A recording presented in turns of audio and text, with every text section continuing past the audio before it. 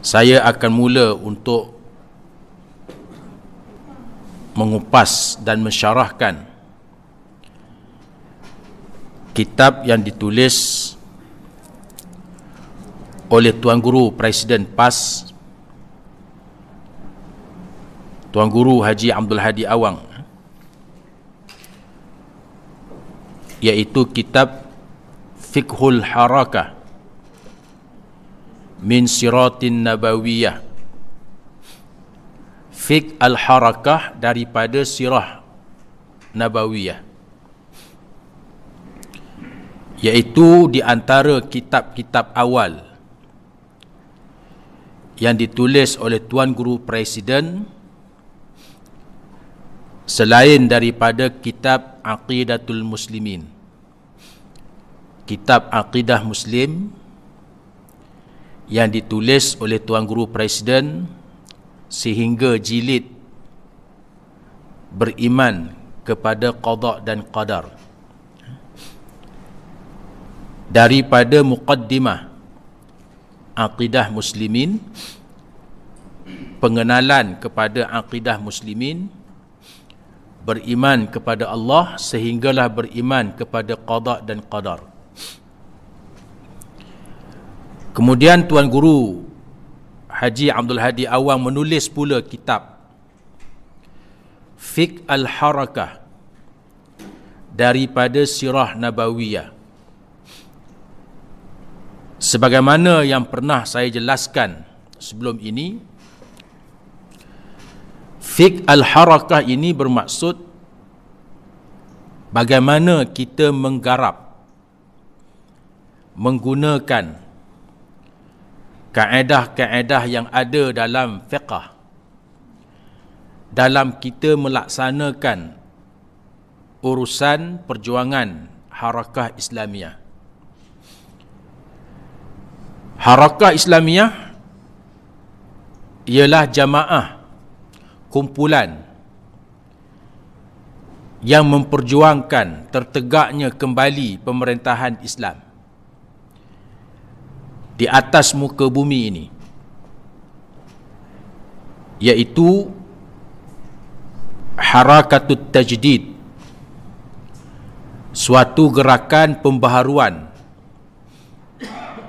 untuk mengembalikan semula khilafah, mengembalikan semula pemerintahan Islam setelah pemerintahan Islam itu runtuh ketika mana berlakunya keruntuhan Khilafah Uthmaniyah tahun 1924. Apabila runtuhnya Khilafah Uthmaniyah ini, para ulama, khususnya ulama-ulama yang ada pada waktu itu,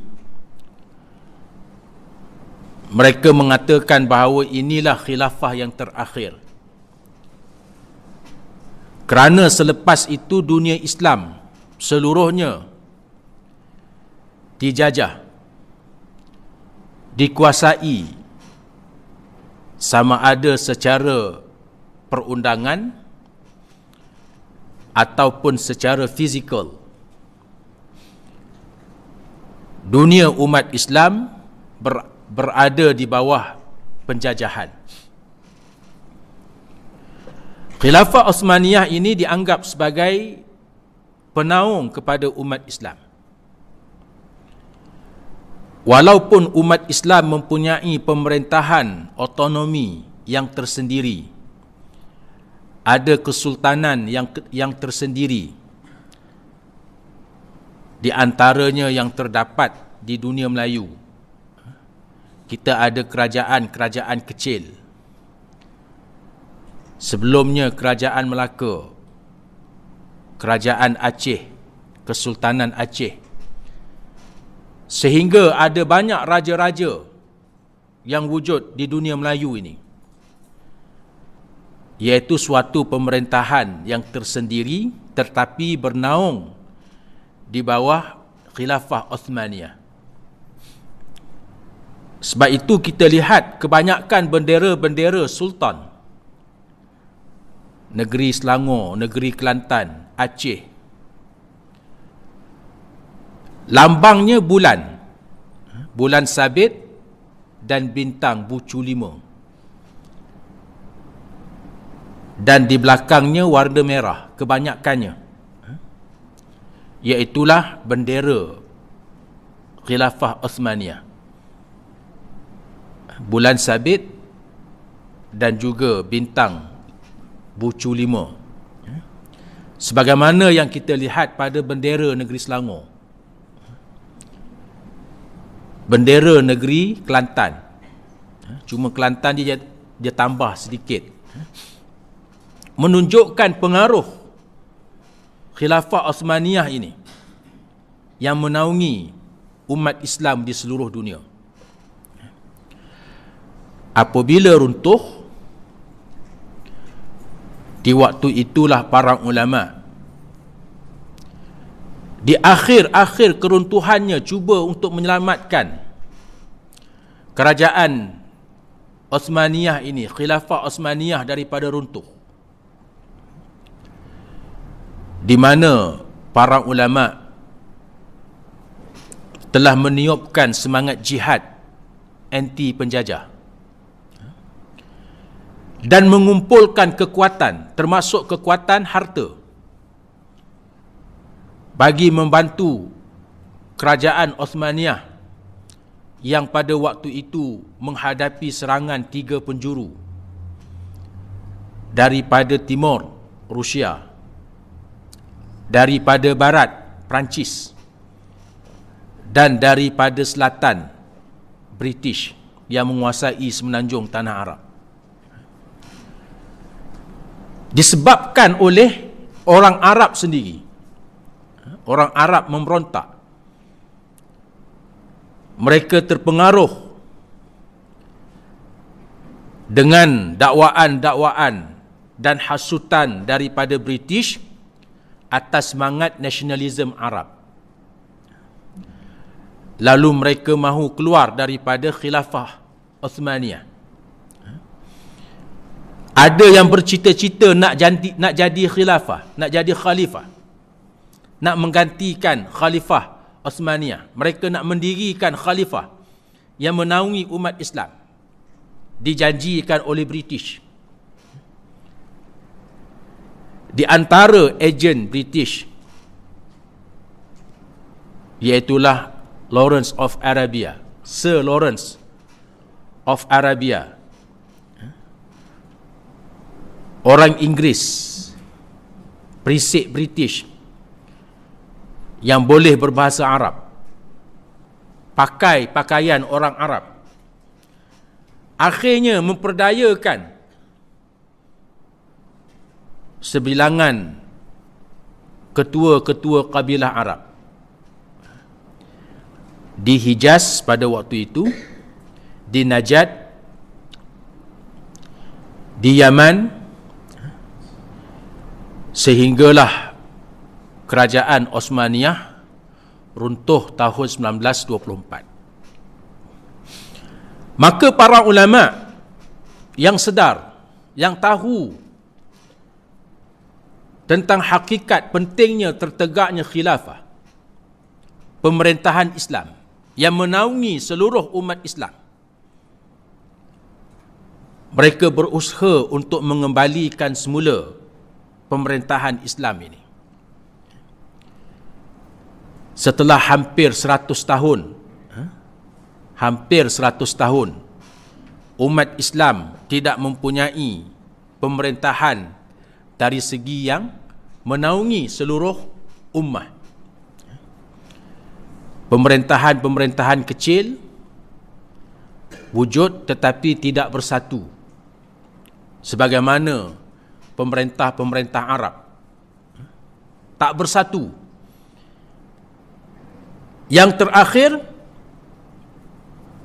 mereka mula melakukan normalisasi, iaitulah menganggap kewujudan negara Israel ini bukan lagi sebagaimana sebelum ini ditentang. Negara-negara Arab, para ulama menentang kewujudan Israel yang mengambil alih tanah umat Islam. Dahulu ditentang, sekarang dianggap normal. Satu demi satu negara Arab, khususnya yang berkiblatkan kepada Amerika dan Barat, mereka mula mengiktiraf Israel, membenarkan ruang udara mereka digunakan oleh Israel, mewujudkan hubungan bilateral, hubungan antara negara dengan negara. Sebab itu, keruntuhan Khilafah Osmaniyah ini melahirkan suatu gerakan yang disebut antaranya harakatut tajdid, harakah pembaharuan. Makna pembaharuan ini mengembalikan semula kekuatan Islam dengan mendirikan pemerintahan. Sistem pemerintahan Islam ini disebut khilafah, mengambil daripada nama ataupun peranan manusia sebagai khalifah. Wa iz qala rabbuka lil malaikati inni ja'ilun fil ardi khalifah. Dan ingatlah ketika Allah berfirman kepada malaikat bahawa Allah mahu menjadikan manusia di atas bumi ini sebagai khalifah. Wa'adallahu alladhina amanu minkum wa 'amilus salihat la yastakhlifannahum fil ardi kama istakhlafal ladzina min qablihim. Dan Allah berjanji kepada mereka yang beriman dari kalangan manusia dan mereka yang beramal soleh bahawa Allah akan menjadikan mereka sebagai khalifah di atas muka bumi ini. Sebagaimana Allah telah menjadikan golongan yang beriman dan golongan yang terdahulu, khususnya para anbiya, sebagai khalifah, maka gerakan tajdid ini ataupun harakatut tajdid merupakan suatu gerakan yang digerakkan oleh para ulama. Bermula dengan gerakan anti penjajah, sebagaimana penjajah mula menyerang dan mengepung Khilafah Osmaniyah, British, Perancis, Rusia, maka umat Islam di seluruh dunia mereka menghadapi penjajah-penjajah ini. Di antara ulama besar yang menjadi rujukan Sultan Abdul Hamid, Sultan yang terakhir, ialah seorang ulama yang duduk di Mekah, namanya Syekh Ahmad Al-Fatani, orang Melayu.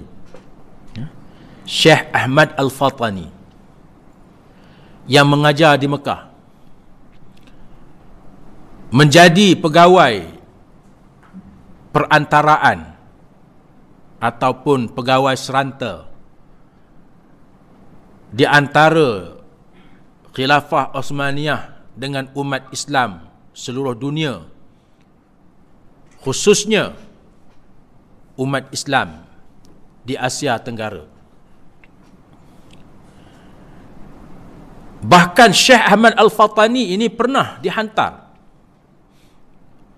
untuk menyelesaikan masalah yang berlaku dalam kalangan ulama Mesir, iaitu Syekh Muhammad Abduh dan juga para ulama Mesir yang lain. Syekh Ahmad Al-Fatani ini dihantar. Beliau menulis banyak kitab. Antara kitabnya bukan hanya dalam bidang fiqh. Dia menulis kitab dalam bidang perubatan, kitab At-Tib. Ada satu kitab At-Tib, walaupun bukanlah perubatan alopatik moden, bukan cara perubatan moden, tetapi ada panduan-panduan merawat penyakit, ubat-ubatan dan sebagainya. Kitab At-Tib. Dia menulis kitab yang berkaitan dengan ilmu moden, termasuk ilmu sains secara umum, iaitu kitab Hadiqatul Azhar. Kitab yang membicarakan tentang ilmu-ilmu semasa pada waktu itu, di mana murid Syekh Ahmad Al-Fatani ini, di antara murid-muridnya ialah ulama-ulama Melayu yang datang menadah ilmu di Mekah. Di antara ulama Melayu yang berguru dengan Syekh Ahmad Al-Fatani ini ialah Tok Kenali, seorang ulama besar di Kelantan. Dan salah seorang muridnya yang terkenal, Tuan Guru Haji Hassan Munas, yang digelar dengan Tok Janggut. Di atas semangat yang dikobarkan oleh guru je Syekh Ahmad Al-Fatani inilah, Tok Janggut antaranya telah menggerakkan gerakan anti penjajah. Ada hubungan pada waktu itu di antara gerakan anti penjajah di tanah Melayu, rantau Melayu, dengan apa yang sedang berlaku pada waktu itu terhadap Khilafah Osmaniyah. Malah disebut Tok Janggut yang mengutip daripada rakyat Kelantan, kutipannya adalah untuk menyumbang kepada Khilafah Osmaniyah menghadapi serangan tiga penjuru, Rusia, Perancis dan British. Bukan untuk mengutip cukai sebagaimana dakwaan penulis-penulis sejarah yang berkiblatkan barat, iaitu gerakan anti penjajah.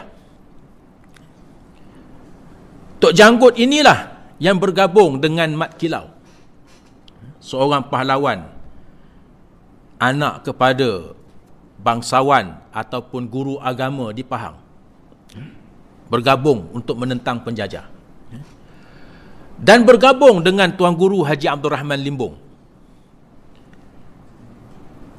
daripada Terengganu, yang juga dipengaruhi oleh Syekh Ahmad Al-Fatani. Ini dikenali sebagai gerakan tajdid, iaitu bermula dengan gerakan Tahrirul Watan. Tahrirul Watan, iaitulah gerakan membebaskan negara sebelum menegakkan pemerintahan Islam dan menyatukan umat Islam di bawah wadah ummah. Inna hadhihi ummatukum ummatan wahidah wa ana rabbukum fa'budun. Sesungguhnya umat ini, yakni umat Islam, adalah umat yang satu, dan mereka menjadikan Allah sebagai tempat mengabdikan diri dia. Bermula daripada situlah wujudnya harakah Islamiyah, harakatut tajdid. Maka untuk menggerakkan harakah ini, ianya bukan berdasarkan kepada akal semata-mata. Ia berpandukan kepada fiqh, iaitulah ilmu, keputusan-keputusan, fatwa-fatwa, hukum-hukum yang diambil berdasarkan kaedah-kaedah dalam mengistimbatkan hukum oleh para ulama dalam fiqh. Fiqh ini, sebagaimana yang pernah saya jelaskan, kefahaman yang mendalam tentang agama, liyatafaqahu fid din. Kefahaman yang mendalam tentang agama, iaitulah memahami nas, dalil-dalil Al-Quranul Karim, hadis-hadis Rasulullah sallallahu alaihi wasallam, qaulus sahabah, pandangan-pandangan para sahabat dalam membuat sesuatu hukum, sesuatu keputusan. Yang keputusan itu tidak ada suatu hukum yang qat'i, hukum yang putus dalam Al-Quran. Dalam gerakan Islam ini, dalam harakah Islamiyah, ianya adalah lebih luas. Persoalan-persoalan fiqh lebih luas. Kerana ia melibatkan suasana semasa, waqi' yang ada di setiap tempat. Ia bukan hanya berkaitan dengan persoalan hukum-hukum yang sudah sedia ada dalam kitab-kitab, seperti fiqh ibadah. Fiqh ibadah ni ulama' dah bahas panjang dah. Walaupun hari ini masih ada perbahasan-perbahasan bagi menghadapi suasana yang berlaku seperti mana sekarang, COVID ini. Perbahasan para ulama' tentang fiqh ibadah. Ataupun fiqh yang lain. Adapun fiqh al-harakah ini, bidang dia lebih luas. Cakupan dia, keperluan dia menghadapi suasana semasa, kerana ia berkaitan dengan masyarakat, berkaitan dengan suasana kemasyarakatan, maka fiqhnya lebih luas, memerlukan ijtihad para ulama, sama ada dalam bentuk fardi, dalam bentuk individu, apatah lagi dalam bentuk syura, dalam bentuk kolektif. Jadi dalam kita bergerak ini, dalam harakah Islamiyah ini, ia bukan semata-mata menggunakan akal. Akal penting, tetapi hendaklah berpandukan kepada hukum. Berpandukan kepada hukum semasa yang diijtihadkan oleh para ulama, melihat suasana yang ada. Itu disebut fiqh al-harakah. Yang terkandung dalam fiqh al-harakah ni dua perkara besar harakah Islamiyah, iaitu fiqh dakwah, fiqhul dakwah, dan fiqh jihad. Fiqhul jihad, termasuk jihad ni fiqh siasah, fiqhul siasah. Bagaimana kita membuat keputusan-keputusan yang sesuai dalam konteks dakwah.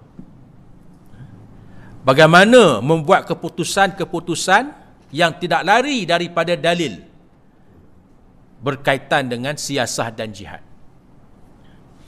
Ini di antara dua pokok yang besar dalam fiqh al-harakah pada hari ini. Maka Tuan Guru Presiden telah menulis kitab Fiqh al-Harakah, iaitulah kefahaman yang mendalam dalam kita menggerakkan harakah Islamiyah berdasarkan kehendak fiqh Islam, dengan mengambil pengajaran-pengajaran daripada sirah, mengambil pengajaran daripada sirah. Ia berbeza dengan fiqhus sirah. Banyak para ulama menulis fiqh sirah, iaitulah kefahaman-kefahaman, kebijaksanaan yang dapat diambil daripada sirah. Adapun kitab Tuan Guru Presiden kita ni, fiqh al-harakah, fiqh harakah Islamiyah, dengan mengambil pengajaran-pengajaran daripada sirah. Sebab itu ada beza di antara kitab Tuan Guru Presiden dengan kitab almarhum Dr. Said Ramadan Al-Buti, Mustafa As-Sibai dan lain-lain kitab, apatah lagi kitab yang ditulis dengan hanya mengambil rentetan-rentetan sirah dengan tidak mengaitkan apa yang kita hadapi pada hari ini. Okay. Kemudian Fiqh Al-Harakah ini telah ditulis beberapa jilid. Jilid yang pertamanya daripada kelahiran Rasulullah sallallahu alaihi wasallam sehinggalah hijrah. Kemudian jilid yang keduanya daripada hijrah sehinggalah kewafatan baginda sallallahu alaihi wasallam. Dan disambung dengan jilid yang ketiga, iaitulah selepas kewafatan Rasulullah sallallahu alaihi wasallam dan pengiktibaran yang diambil daripada para sahabat, khususnya Khulafaur Rasyidin. Kitab ini menjadi rujukan kepada kita. Kita merujuk kepada kitab ni dalam usrah, sama ada usrah gabungan ataupun usrah-usrah kecil. Salah satu daripada rujukan kita ialah kitab Fiqhus Sirah, sebagaimana yang telah digubal oleh Lajnah Tarbiyah dan kepimpinan PAS Pusat. Kita ni bukan marhalah ta'arif lagi, bukan marhalah pengenalan. Ahli-ahli PAS yang telah bergerak ini, di antaranya marhalah takwin, untuk membina pengetahuan iltizam ahli-ahli dengan PAS. Di antaranya usrah kita ada tafsir Quran, iaitulah surah Muhammad. Di antara rujukan silibus usrah kita surah Muhammad, surah dalam Al-Quran, iaitulah surah Al-Madaniyah, surah yang diturunkan selepas hijrah. Dan di antaranya dalam bidang sirah kita mengambil kitab ini, Fiqh Al-Harakah. Jadi insya-Allah saya akan mula kupas kitab Fiqh Al-Harakah ini, iaitu dengan kita bermula daripada hijrah. Okay. Yang awal tu marhalah ta'arif. Okay. Kita sekarang berada di peringkat ini, peringkat di mana kita hari ini menghadapi suasana yang mencabar selepas diberi sedikit kekuasaan, berada bersama-sama dengan kerajaan persekutuan dan juga memerintah, mengetuai kerajaan di Kelantan, Terengganu dan Kedah. Sebagaimana permulaan hijrah Rasulullah sallallahu alaihi wasallam, baginda sallallahu alaihi wasallam mula mendirikan pemerintahan. Dan pemerintahan pada waktu itu menghadapi cabaran-cabaran awal sebagai sebuah kerajaan. Jadi kita lihat kitab tulisan Tuan Guru Presiden ini dengan kita bermula daripada episod hijrah. Hijrah Rasulullah sallallahu alaihi wasallam ini adalah merupakan suatu perintah, suatu kewajipan. Ia bukan pilihan. Ia adalah sesuatu yang wajib diperintahkan kepada Rasulullah sallallahu alaihi wasallam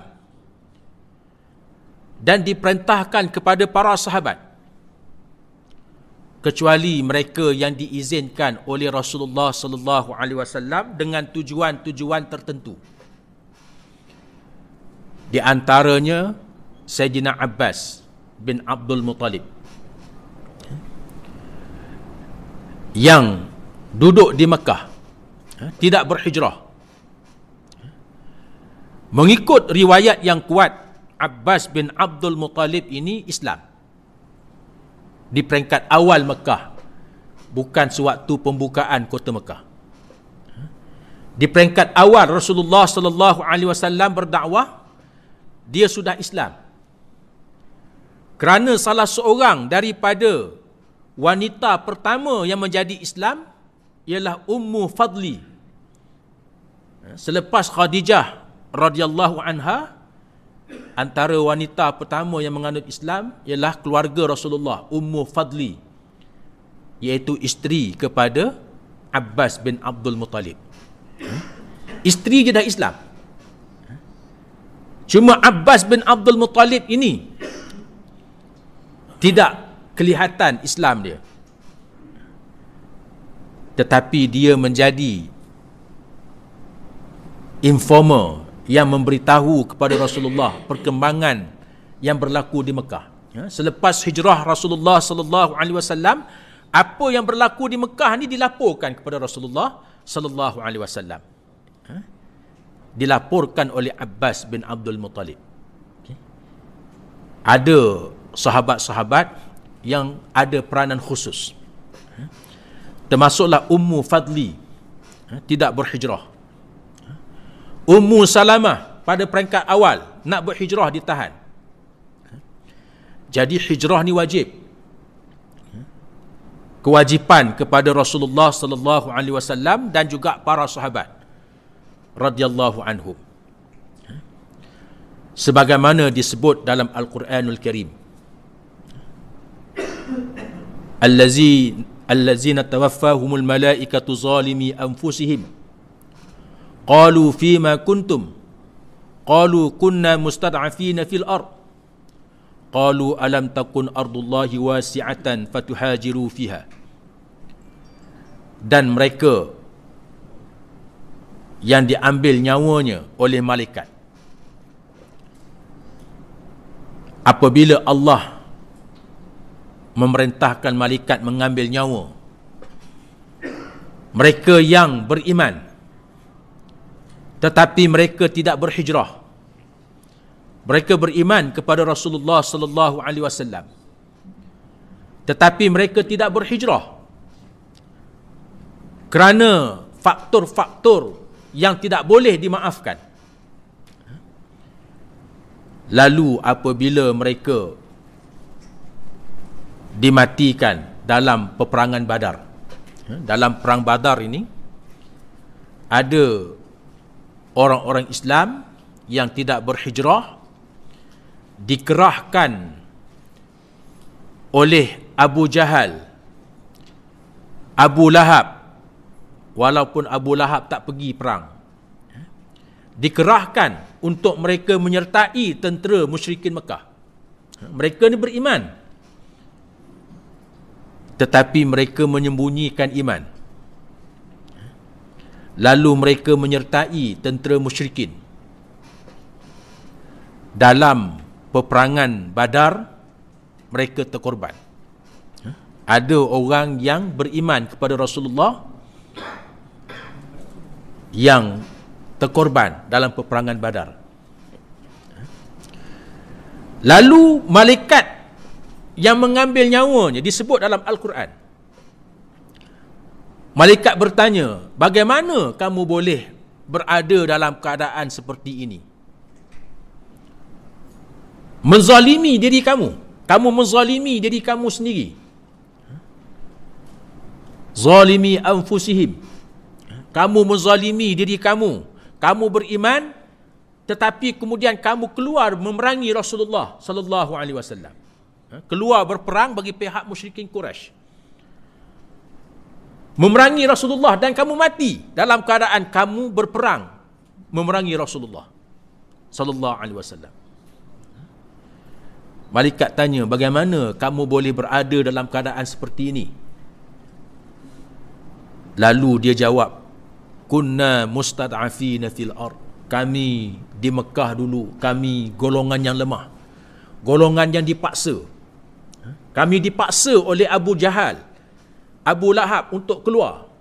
Kami golongan yang tertindas, golongan lemah. Lalu malaikat bertanya, alam takun ardullah wasi'atan fatuhajiru fiha. Mengapa kamu tidak berhijrah? Sedangkan dahulunya kamu diperintahkan oleh Rasulullah sallallahu alaihi wasallam berhijrah, kamu tak berhijrah. Bumi Allah luas. Ayat ini antaranya menjelaskan tentang wajibnya hijrah kepada para sahabat. Azan ke? Tak. Wajibnya hijrah kepada para sahabat. Rasulullah sallallahu alaihi wasallam berhijrah. Di mana tujuan hijrah Rasulullah sallallahu alaihi wasallam ini? Bukan untuk menyelamatkan diri. Bukan untuk menyelamatkan akidah. Menjadi pelarian, bukan.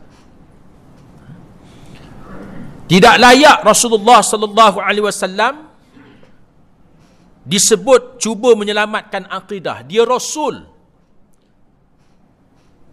Akidah para Rasul ini yazidu wala yanqus. Akidah para Rasulnya sentiasa meningkat, tidak pernah berkurang dan tidak pernah mendatar, sentiasa meningkat. Yang mendatar ni akidah malaikat. Akidah para malaikat mendatar. Akidah para Rasul ni sentiasa meningkat. Akidah kita yazidu wa yanqus. Sekejap tambah, sekejap kurang. Itu akidah manusia biasa. Pegangan kita, akidah para Rasul ni sentiasa meningkat. Hari ini lebih baik daripada semalam, lebih tinggi daripada semalam. Maka tak layak disebut Rasul ni melarikan diri nak menyelamatkan akidah, sebab akidahnya sentiasa meningkat. Tidak layak Rasul ini lari menggambarkan sifat dia yang lemah.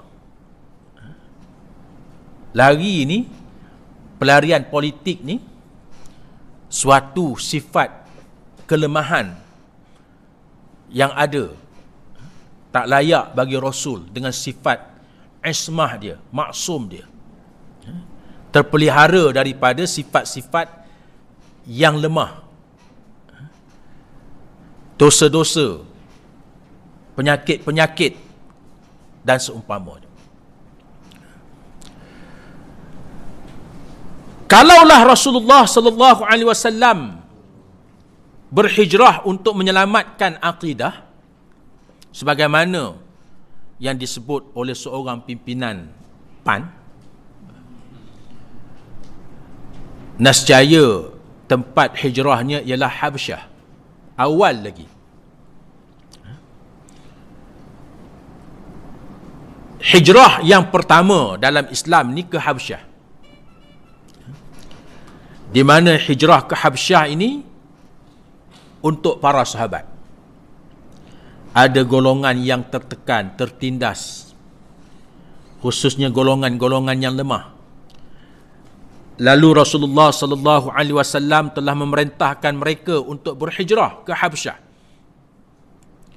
Kerana di Habsyah ini ada seorang raja yang baik, namanya Ashamah, Al-Malikul Ashamah, Raja Ashamah. Gelarannya Najasyi. Di mana Al-Malikul Ashamah ni seorang raja yang baik. Maka sahabat-sahabat yang tertindas, sahabat-sahabat yang lemah, mereka ditekan, disuruh mereka ni berhijrah ke Habsyah, yang diketuai oleh Uthman bin Maz'un mengikut riwayat yang kuat. Uthman bin Maz'un, bukan Uthman bin Affan. Uthman bin Affan ni seorang sahabat daripada kabilah Bani Umayyah. Bani Umayyah ni bani yang kuat, kabilah yang kuat. Jadi Uthman bin Affan ni semangat kabilah dia ada waktu tu. Kalaulah Osman bin Affan ni ditindas, kabilah dia yang paling kuat sekali. Kabilah yang akan bangun membela. Adapun yang mengetuainya Osman bin Maz'un, seorang sahabat, iaitulah sahabat mengikut riwayat yang kuat yang pertama dikuburkan di Jannatul Baqi'. Dia yang pertama dikuburkan di Baqi', Osman bin Maz'un. Ada yang mengatakan golongan muhajirin yang pertama, di mana Osman bin Maz'un ini wafat disebabkan kecederaan dalam peperangan, dalam peperangan Badar, jika saya tak silap. Kemudian hijrah yang pertama ini kembali ke Mekah apabila diketahui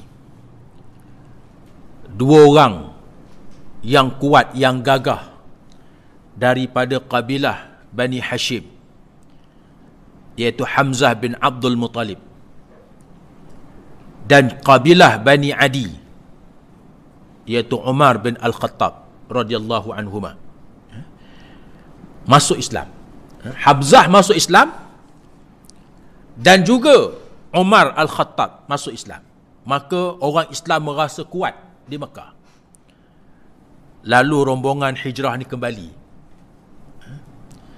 iaitu menunjukkan bahawa hijrah ni pada peringkat awalnya adalah untuk menyelamatkan para sahabat yang tertekan, tertindas.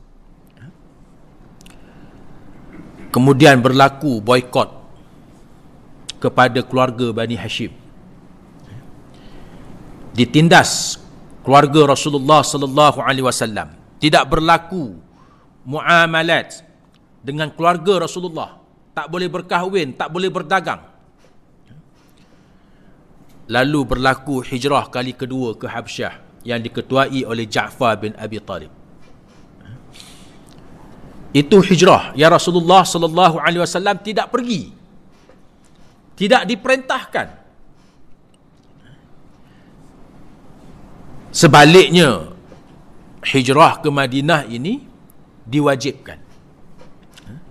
Rasulullah sallallahu alaihi wasallam pun akhirnya keluar daripada Mekah menuju Madinah, menunjukkan kepada kita bahawa hijrah ini bukan untuk menyelamatkan diri, bukan untuk menjadi pelarian, tetapi hijrah ini ianya berkaitan dengan dua peristiwa besar sebelumnya yang disebut dalam jilid yang pertama, iaitu Bai'atul Aqabah Al-Ula, Bai'ah Aqabah yang pertama, dan Bai'atul Aqabah As-Saniyah, Bai'ah Aqabah yang kedua. Khususnya Bai'ah Aqabah yang kedua. Bai'ah Aqabah yang pertama melahirkan tunas-tunas Islam di Yathrib, di Madinah. Orang Islam mula ada di Madinah. Islam telah sampai ke Madinah. Bai'ah Aqabah yang kedua, bai'ah untuk mendirikan kerajaan, bai'ah untuk mendirikan pemerintahan. Ini bai'ah sewaktu di Mekah, dari kalangan orang Ansar bersama-sama dengan Rasulullah sallallahu alaihi wasallam. Dalam sirah yang mengiringi Rasulullah, mengikut sirah yang mengiringi Rasulullah dalam bai'ah ini ialah Abbas bin Abdul Muttalib. Maka Rasulullah sallallahu alaihi wasallam pun berbai'ah dengan sahabat daripada Ansar. Setahun kemudian, sebelum tu bai'ah yang pertama, kemudian mereka datang 73 orang, termasuk 3 orang muslimat. Mereka berbai'ah kali kedua. Mereka tanya kepada Rasulullah sallallahu alaihi wasallam, "Ala ma nubayi'uka?" atas perkara apa pula kami berbai'ah kepada kamu, berjanji setia kepada kamu. Rasulullah sallallahu alaihi wasallam. Lalu Rasulullah sebut, bai'uni ala sam'i wa ta'ah fil usri wal yusr. Kamu berbai'ah kepada aku untuk taat dan patuh. Berbai'ah kepada aku untuk menjadikan Rasulullah sallallahu alaihi wasallam sebagai pemimpin yang ditaati dan dipatuhi. Itu maksud dia. Okay. Kerana orang yang ditaati dan dipatuhi ini pemimpin.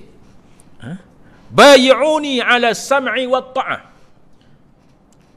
Kamu berbai'ah, berjanji setia kepada aku untuk menjadikan Rasulullah sallallahu alaihi wasallam sebagai pemimpin yang ditaati dan dipatuhi. Dalam keadaan kamu senang, fil yusri wal usr, ataupun dalam keadaan kamu susah, kamu kena taat kepada aku. Wa antansuruni idza qadimtu ilaikum. Dan kamu akan menolong aku apabila nanti aku berhijrah ke tempat kamu. Sudah ada suatu ikatan di mana Rasulullah sallallahu alaihi wasallam akan berhijrah dan mendirikan pemerintahan. Mendirikan pemerintahan. Jadi tujuan Rasulullah sallallahu alaihi wasallam berhijrah ini untuk mendirikan pemerintahan.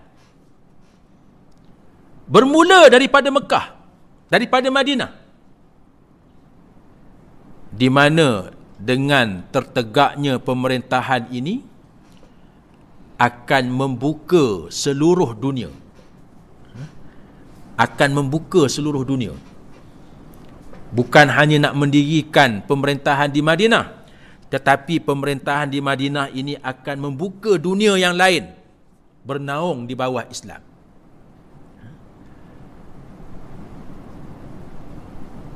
Iaitu yang pertamanya membuka dunia ni yang disebut dalam Islam fath, pembukaan, bukan penjajahan. Islam ni membuka dunia, bukannya menjajah dunia.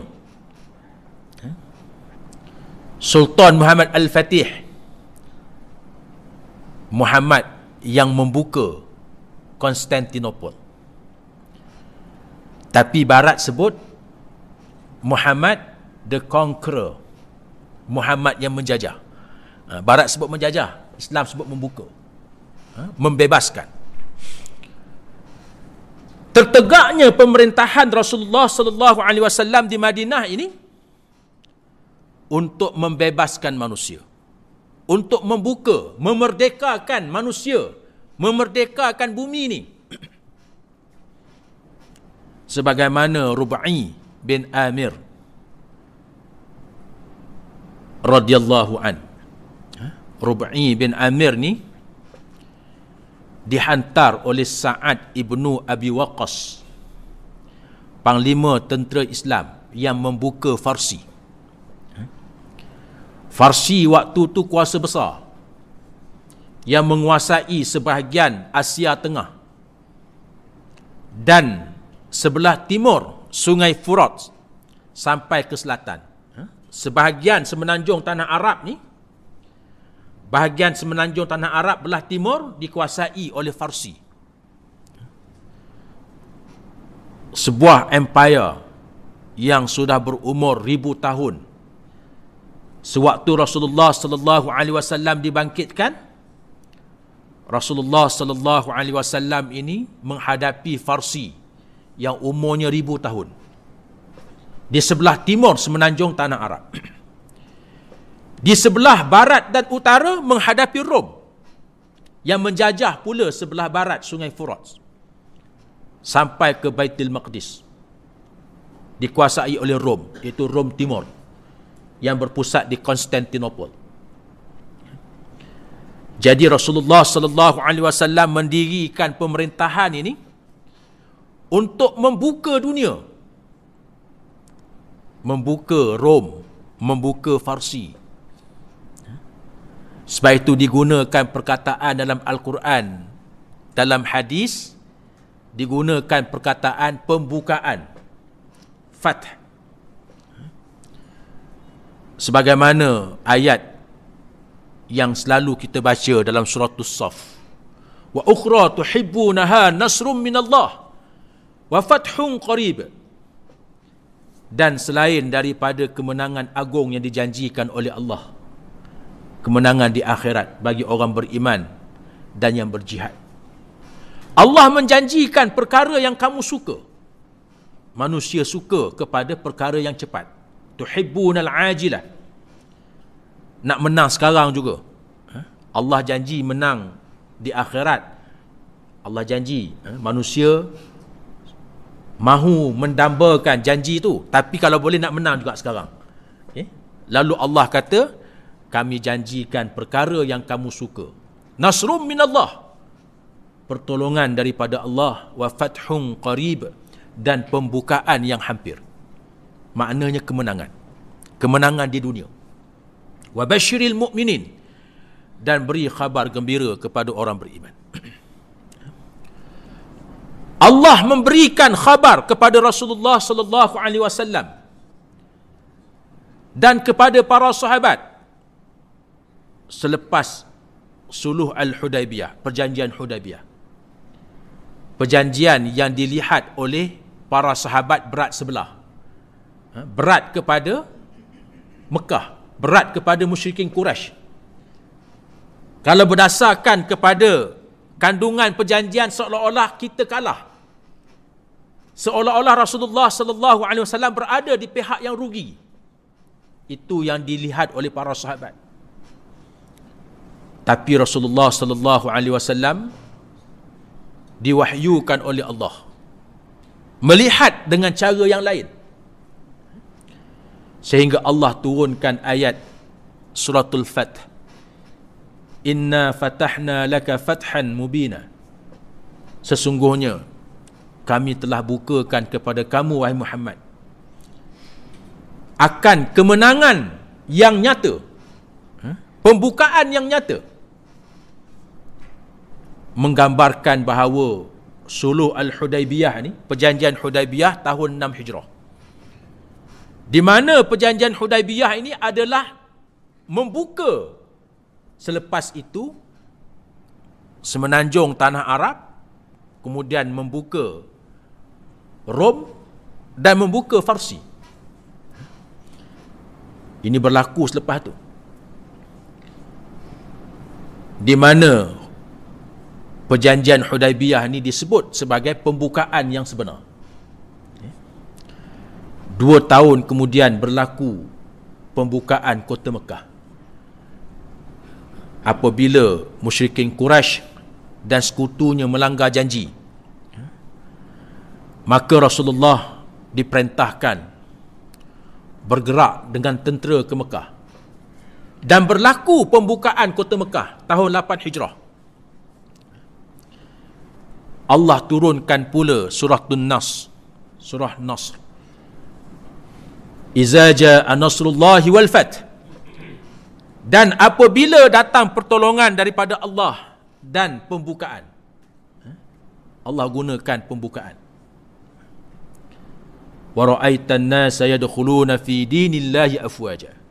Dan kamu lihat pada waktu itu kabilah-kabilah Arab, manusia seluruhnya masuk Islam beramai-ramai.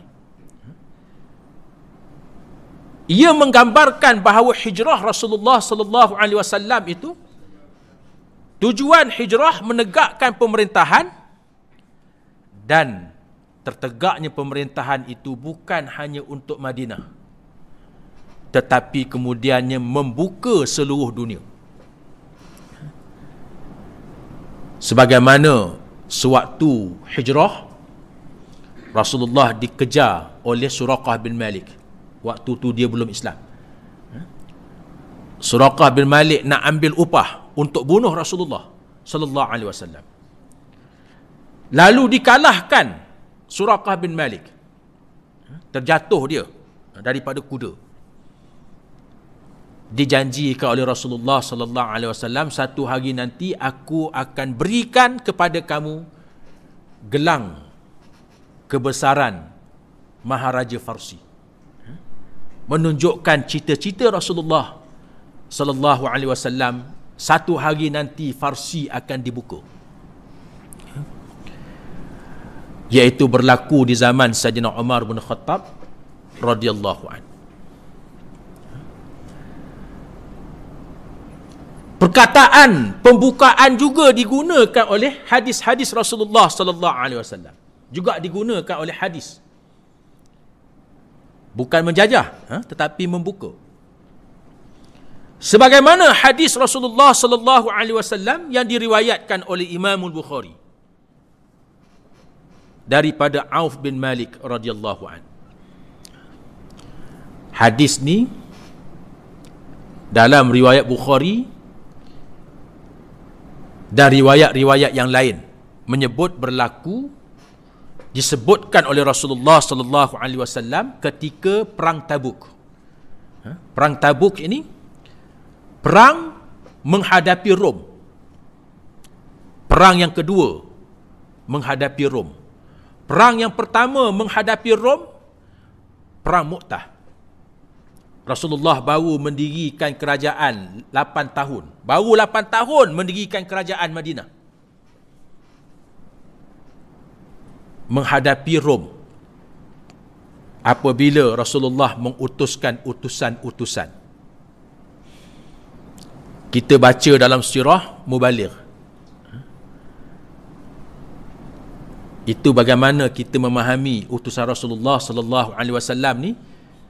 Pendakwah-pendakwah. Tak salah, betul. Betul kalau kita lihat dari segi dakwah. Kalau dilihat dari segi siasahnya, duta. Rasulullah utuskan duta, bukan hanya mubaligh. Sebab yang diutuskan itu daripada ketua negara. Pemerintah. Pemerintah mengutuskan duta. Kita sebut mubaligh, boleh jugalah, tapi mubaligh tu rendah sikit. Duta Rasulullah untuk berdakwah secara hubungan negara. Bukan hubungan peribadi, hubungan negara. Rasulullah utuskan duta. Sehingga utusan itu membawa surat Rasulullah. Surat Rasulullah yang para ulama nukilkan berdasarkan hadis-hadis, berdasarkan riwayat daripada para sahabat tentang surat itu. Di antaranya perkataan aslim taslam. Aslim taslam.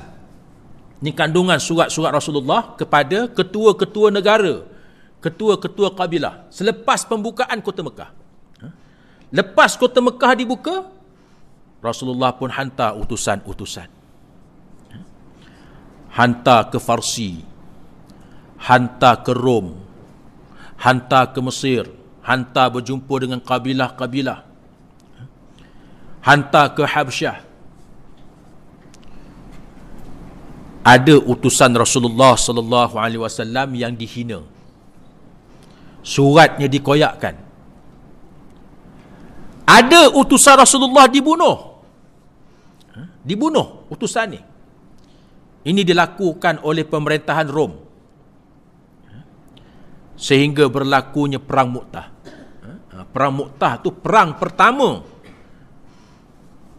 Rasulullah sallallahu alaihi wasallam dengan Rom. Sebelum tu berlaku tepih-menepih je. Ini perang pertama. Rasulullah hantar tentera, Rom hantar tentera. Berlaku peperangan yang besar di Mu'tah.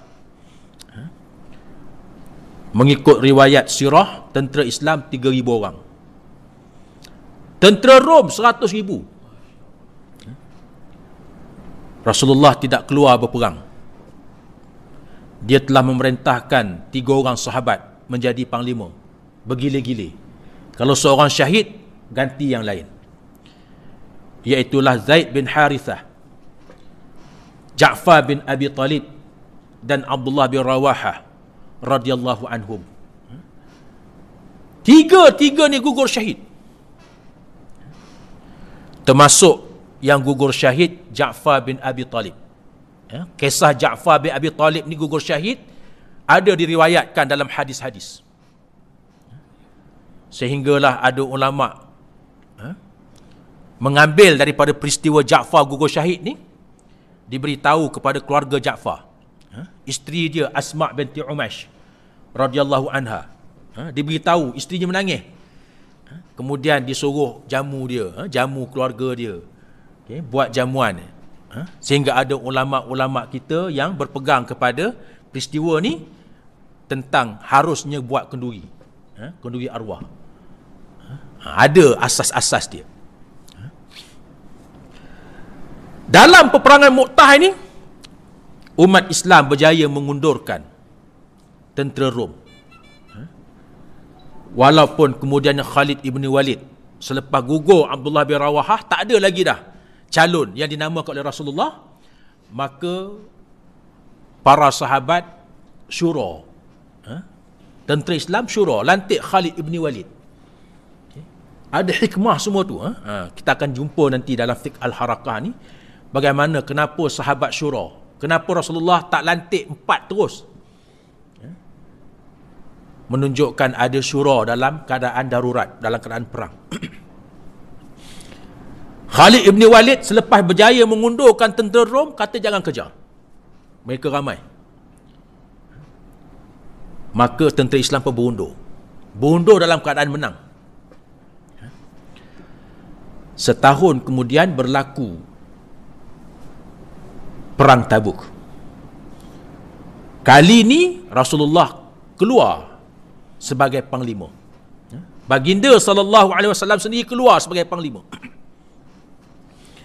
Tetapi perang Tabuk ni tak berlaku pertembungan. Tak ada pertembungan.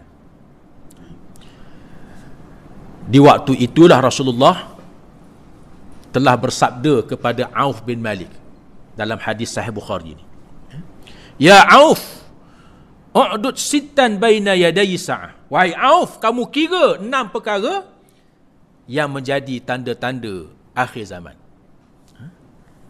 Dia sebut perkara yang kedua, Fathul Baitil Maqdis. Nanti Baitil Maqdis ini akan dibebaskan oleh umat Islam daripada Rom. Yang dihadapi oleh Rasulullah sallallahu alaihi wasallam waktu perang Tabuk ni Rom. Nanti satu hari nanti Baitul Maqdis akan dibebaskan. Berlaku pembukaan kota Baitul Maqdis. Itu tanda kedua disebut. Dan pembukaan kota Baitul Maqdis ini berlaku di zaman Sayyidina Umar ibn Khattab radhiyallahu an, iaitu 6 tahun kemudian selepas perang Tabuk. 6 tahun habis penggal parlimen. 6 tahun kemudian berlaku pembukaan Baitul Maqdis tahun 15 Hijrah. Dibuka kota Baitul Maqdis. Digunakan perkataan Fath. Kemudian sebuah hadis Rasulullah sallallahu alaihi wasallam yang diriwayatkan oleh Abdullah bin Amru radhiyallahu an. Abdullah bin Amru termasuk dalam kategori hadis yang bertulis. Hadis ini hadis yang bertulis. Dan Abdullah bin Amru radhiyallahu anhuma ni disebut antara sahabat yang meriwayatkan hadis bertulis. Yang lain ni semua hafalan. Sahabat sampaikan kepada murid-murid tabi'in dia secara menghafal. Tapi Abdullah bin Amru ni dia tulis hadis ni. Ditanya kepada Abdullah bin Amru, ayul madinatain tuftahu awalan, Al-Konstantiniyah atau Rumiyah?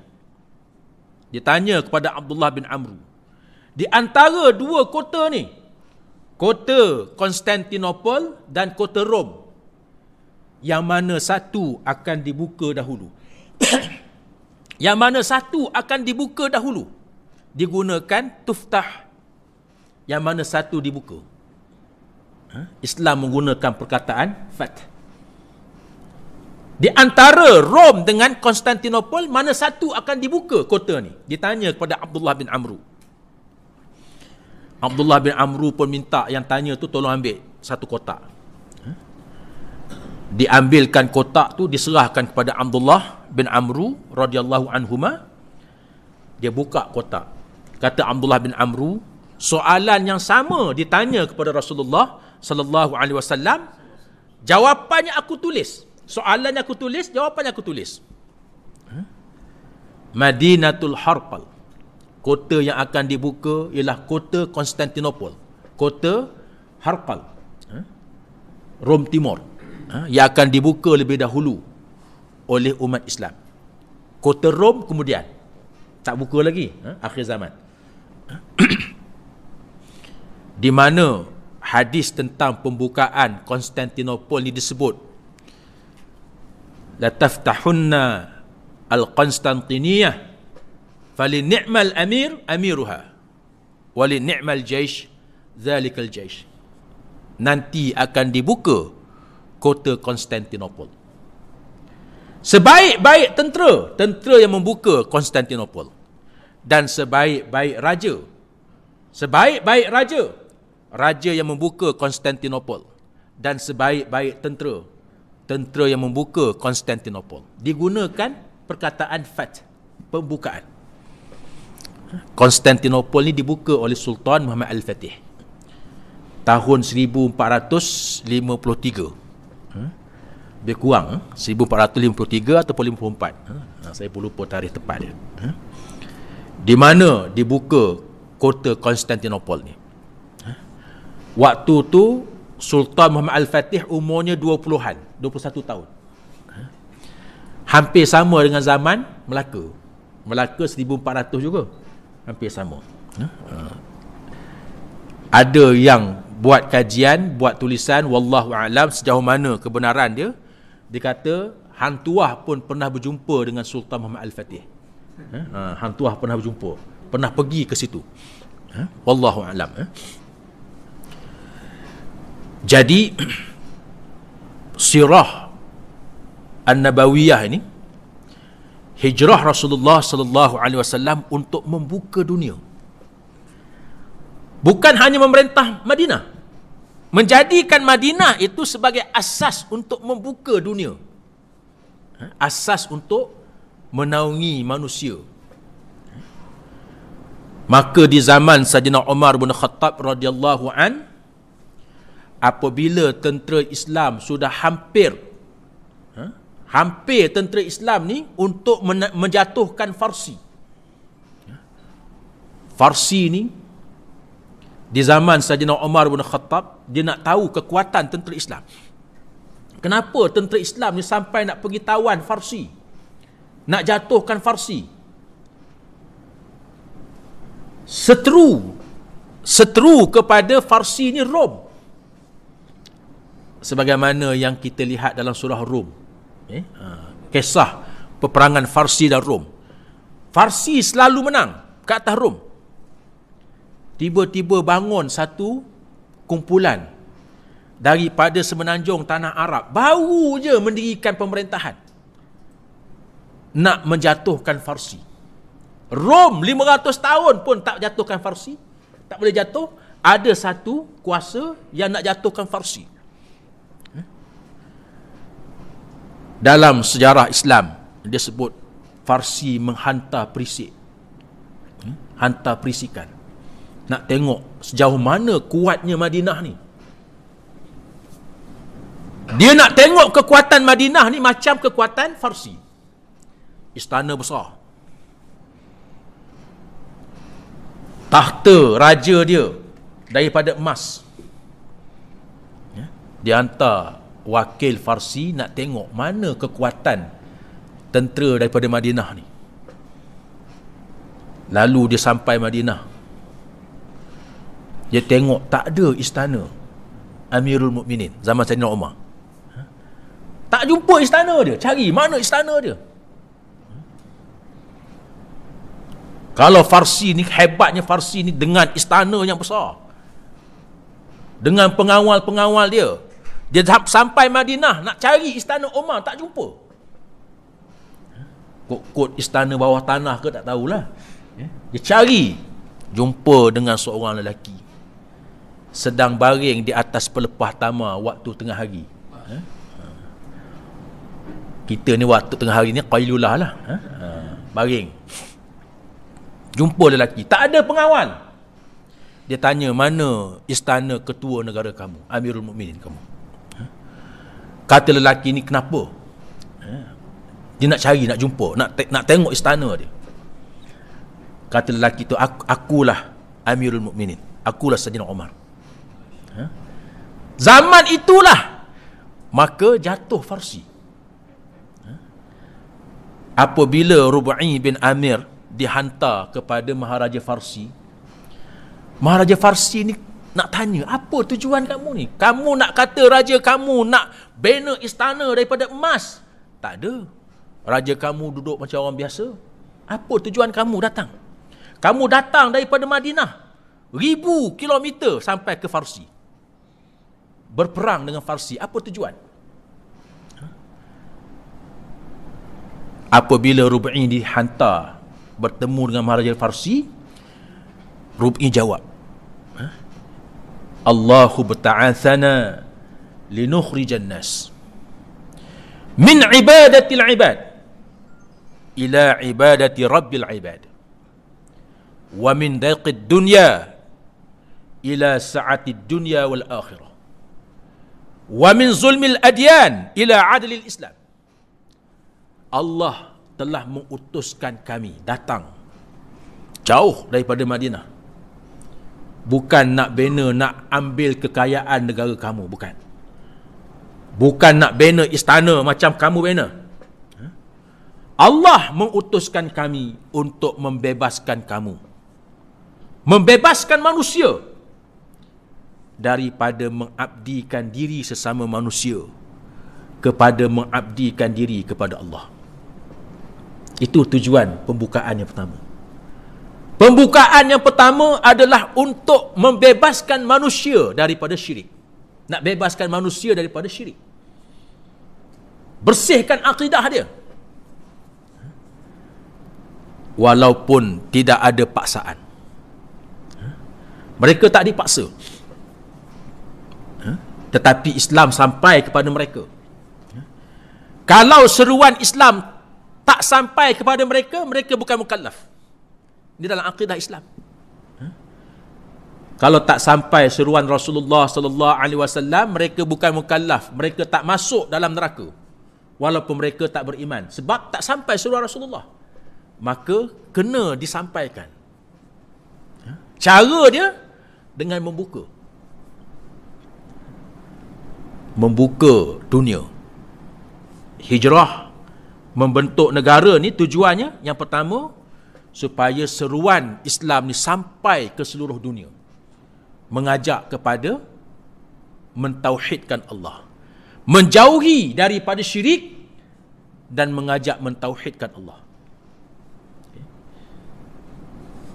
Ia bermula dengan hijrah, membina negara. Yang keduanya, membetulkan pemikiran kamu, betulkan cara berfikir, paradigma manusia, daripada melihat dunia ni sempit sehingga berebut, sehingga menzalimi orang lain, berperang sesama sendiri, kepada melihat kehidupan yang lebih luas, dunia dan akhirat. Lihat, betulkan cara manusia berfikir, ideologi dia sama je. Ideologi liberalism, kapitalism, ideologi sosialism, komunism, dia nak jajah negara orang, dia hantar ideologi dia. Tapi ideologi tak betul. Ideologi nak berperang, ideologi nak menguasai manusia.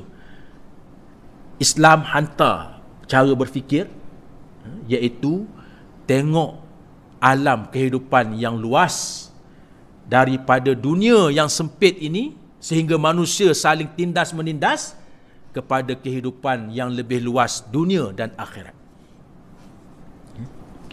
Dan yang ketiganya untuk membebaskan manusia daripada kezaliman agama-agama, anutan pemikiran manusia. Hari ini agama-agama yang menzalimi manusia dalam bentuk ideologi, imperialisme dan sebagainya. Kepada keadilan Islam, Islam menaungi dunia dengan adil. Ini makna pembukaan yang dijelaskan daripada Athar Rubai bin Amir ini, untuk mentauhidkan Allah supaya Islam sampai ke seluruh pelosok dunia, ideologi kehidupan yang membetulkan manusia, dan juga membebaskan manusia daripada kezaliman. Ia bermula dengan hijrah. Bermula dengan hijrah. Mendirikan pemerintahan. Daripada pemerintahan inilah Rasulullah sallallahu alaihi wasallam kemudiannya membebaskan dunia. Walaupun pembukaan Baitul Maqdis yang disebut oleh Rasulullah tak berlaku zaman Rasulullah sallallahu alaihi wasallam. Walaupun pembukaan Farsi tak berlaku zaman Rasulullah sallallahu alaihi wasallam. Walaupun pembukaan Konstantinopel tak berlaku zaman Rasulullah sallallahu alaihi wasallam, tetapi itulah asas yang telah diletakkan oleh Rasulullah sallallahu alaihi wasallam. Muslimin muslimat yang dirahmati Allah, kita sudah berada di Putrajaya, dapat kuasa sedikit, bukan penuh pun, sikit je. Maka kita ambil iktibar daripada hijrah ni. Rasulullah dapat kuasa memerintah di Madinah. Tujuan dia apa? Tujuannya untuk membuka dunia. Kita mula berada di Putrajaya ni sebagai pemerintah, berkongsi kuasa dulu, kena letak akhirnya tujuan kita adalah pembukaan seluruh dunia ni supaya mereka ni bernaung di bawah keadilan Islam, menerima ideologi hidup Islam, dan moga-moga mereka sampai seruan dakwah dan akhirnya masuk Islam seluruh dunia. Sebagaimana Rasulullah sallallahu alaihi wasallam waktu berhijrah tu wawasannya begitu. Bukan road to Madinah aja. Bukan wawasan nak menawan Putrajaya aja. Untuk membuka dunia. Barulah perjuangan kita ni, kalau kita lihat mengambil iktibar daripada hijrah ni, kita ni baru mula perjuangan, bukan garisan penamat perjuangan. Kita berada di Putrajaya ni baru nak mula satu episod yang lebih besar,